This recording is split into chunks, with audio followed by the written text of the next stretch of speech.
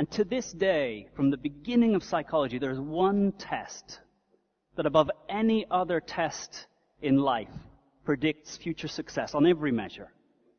Wealth, quality of relationships, grades in school, length of relationships, happiness measured on every scale, whether qualitative or quantitative. And the test is called the marshmallow test. This here is a marshmallow. The marshmallow test can be conducted on children 3-4 years old. The psychologist brings the child into the room. He says, "This is yours. This is yours to eat. I need to leave the room for a couple of minutes. When I come back, if it's still there, you get 2. And the psychologist leaves the room. And the kid looks at the marshmallow. It's his marshmallow. You can do anything you want with it. You can use it in any way you want. So, 50% eat the marshmallow. 50% don't eat the marshmallow.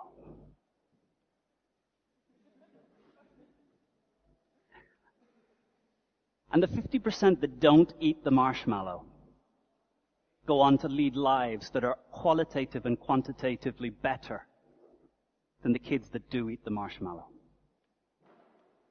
But you can go and look at this on YouTube. You can go and see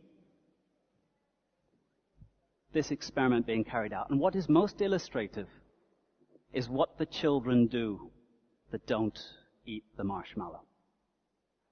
The kids that eat the marshmallow do something similar. They stare at the marshmallow. They look at it. The kids that don't eat the marshmallow, and you can imagine 3-year-olds, 4-year-olds, they're kind of obvious. The kids that don't eat the marshmallow, they put their head in their hands. They get up and they stare at the wall. They look at their shoes. Because at the age of 3, they've already realized how little power they have over themselves, over their own nature. Unless the diet fails in the supermarket, not at home. If I go to the supermarket and I buy chocolate, and that chocolate gets to my house, my willpower might get me through one day. It might get me through the end of the week. It might get me to the end of the month. I might last a year. But one day, something bad will happen. I'll come home tired. My willpower will not be there, and I will eat that chocolate. The marshmallow test, the most powerful tool on 3- and 4-year-old children to determine the quality of their lives, the rest of their life. I spent a lot of time over the last 5 years interviewing the high-performance athletes of Spain. Joseph Akram, Kilian Jornet, Mikel Sonier. Joseph Akram, 10 times he's competed in the Marathon du Sable. 2 marathons a day, 6 days across the Sahara. And Joseph tells me he finishes because he never thinks about more than 15 minutes ahead. He runs for 15 minutes, he stops, has a drink. Another 15 minutes, another 15 minutes. His mind never goes beyond 15 minutes.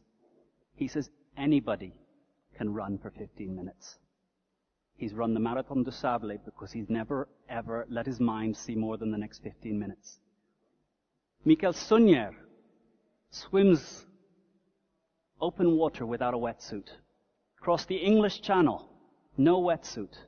42,000 strokes to leave the English coast over to France. 14, 15 degree water, the cold seeping in with every stroke. How does he do it? Because his mind is never further than stroke, stroke, breath. Stroke, stroke, breath. Hour after hour swimming, but he's never allowing his mind to go anywhere beyond stroke, stroke, breath. But with the marshmallow, deal with one marshmallow at a time. One marshmallow at a time. What's the next step? Do not let your mind jump forward and see the biggest thing.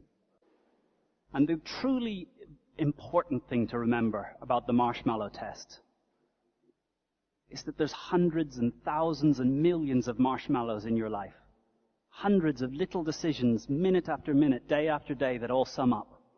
And success in life is not one massive good decision. Not one marshmallow not eaten. And failure is not one marshmallow eaten or one poor decision. Failure is repeated bad decisions. Success is repeated, consistent good habits. We so underestimate what we can achieve in a year and so overestimate what we can achieve in a day. A page a day and you have a book in a year. You'll never write a book in one day. But this time, once you've started to dedicate the time right, I had the privilege of spending a day with Kilian Jornet, probably Spain's top athlete, ultraman. When I had met him, he'd just finished running the Lake Tahoe Rim Run, 288 kilometers, and he ran it in 36 hours. What the hell goes through a man's mind as he runs for 36 hours? But when he runs, do you know what the other competitors say about Kilian? He looks like he's enjoying it. The other runners are suffering. They're looking down. Kilian is running, touching the leaves as he runs past, smelling the smell of the forest, feeling the feel of the track beneath his feet. He runs for 36 hours because he's absolutely there. His mind is nowhere else but in the run, on the path, in the forest, feeling completely alive. So when you do get your diary to match up to your values, getting your life 100% present and experiencing every little piece. It's what took Kilian to be number one in the world in the hardest sport in the world. So the lesson. Rule 1 for success. And I've brought a few for all of you to see if you can achieve it. The rule for success. When you have a marshmallow, don't stare at it. The diet doesn't fail because of weakness of will. The diet fails because the chocolate is there. If you want to stop watching television, take the batteries out of the remote. If you want to do more exercise, put your running shoes next to the door. It's small, small changes